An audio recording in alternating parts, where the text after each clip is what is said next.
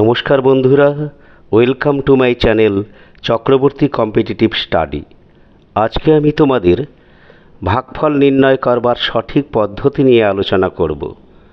এখানে যে অঙ্কটা তোমরা দেখতে পাচ্ছ, এটা খুবই সোজা মনে হলেও বেশিরভাগ লোক এটা করতে গিয়ে ভুল করে ফেলে, কারণ অঙ্কটাকে তারা খুবই সোজাভাবে নেয় আর তাড়াহুড়ো করে ফেলে। আমি দেখাবো কিভাবে সঠিকভাবে অঙ্কটা করা যায়। আর আমার ভিডিওটা যদি ভালো লাগে তবে লাইক শেয়ার করো আর সাবস্ক্রাইব করতে ভুলো না। এখানে অঙ্কটাতে বলেছে কি বলেছে, এখানে বলেছে 6 ভাগ 2 ভাগ 6 ভাগ 2 সমান সমান কত হবে, আমাদের এটা বার করতে হবে।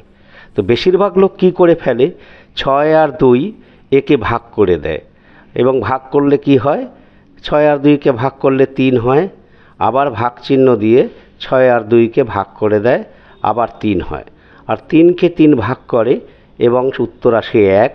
অপশনেই উত্তরটা 1 থাকার জন্য তারা তাড়াহুড়োতে অঙ্কটা ভুল করে ফেলে। তো আমি বলবো ভাগ বা যোগ করবার জন্য যে ফর্মুলা বদমাস, এটাকে তোমাদের মনে রাখতে হবে। বদমাস, BODMAS,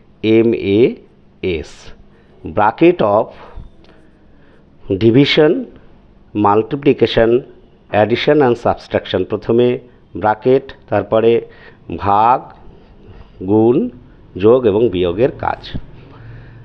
এই অঙ্কটা ভুল হতো না যদি এখানে ব্র্যাকেটের ইউজ করা হতো। দেখো, ব্র্যাকেট 6 ভাগ 2 ভাগ ব্র্যাকেট 6 ভাগ 2, তাহলে কি হবে, 6কে 2 দিয়ে প্রথমে ভাগ করতে হবে 3 ভাগ, আবার ব্র্যাকেটের কাজ 3 হবে, 3কে 3 দিয়ে ভাগ করলে 1 হবে।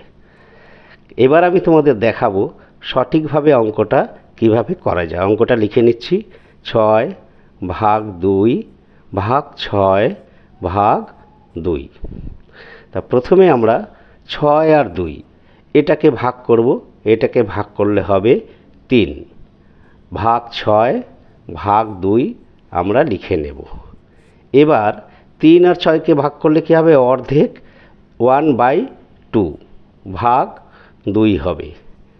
এবার 1/2 আর গুণ চিহ্ন দিয়ে ভাগের জায়গায় আমরা ওকে উল্টে দেব, 1/2 হবে, 1-এর 2 আর 1-এর 2 গুণ করলে হবে 1/4।